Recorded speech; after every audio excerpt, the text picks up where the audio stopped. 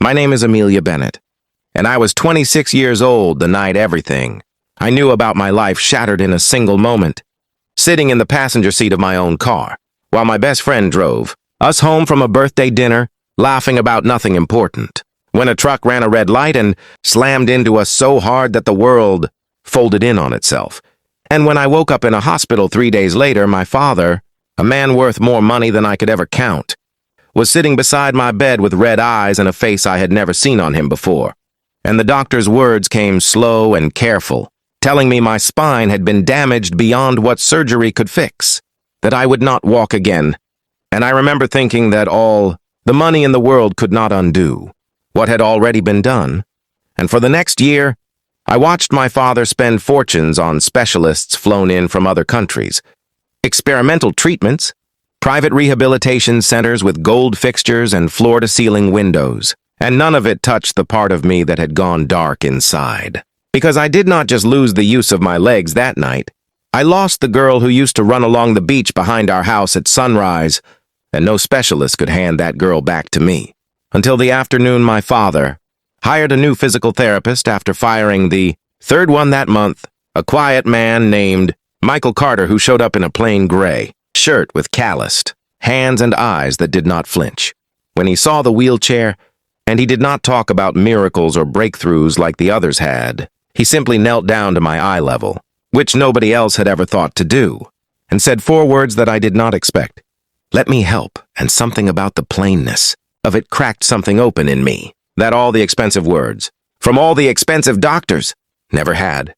And over the weeks that followed, I learned that Michael was 38 years old, a former Navy SEAL who had left that life behind after an injury of his own, and that he was raising his 8-year-old son alone since his wife had passed.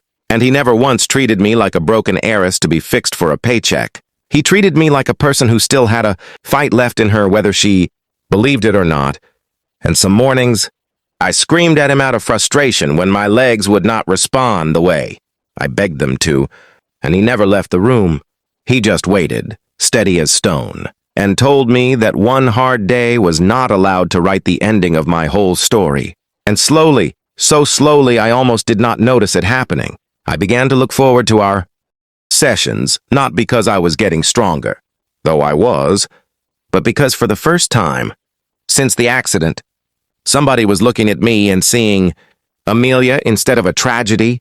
And on the days his son, Ethan, would wait in the corner of the therapy room doing his homework, I found myself laughing again, actually laughing, at the boy's terrible knock-knock jokes. And one evening, about 8 months into my recovery, gripping the parallel bars with my arms shaking and my father watching through the glass, with tears he thought I could not see, I took 4 steps on my own, 4 wobbling, painful, glorious steps.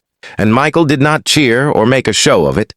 He just smiled the smallest smile and said, "See, I told you," and my father, a man who had built an empire and negotiated with world leaders, broke down crying in a hallway because a quiet single dad with calloused hands had given his daughter something no fortune ever could.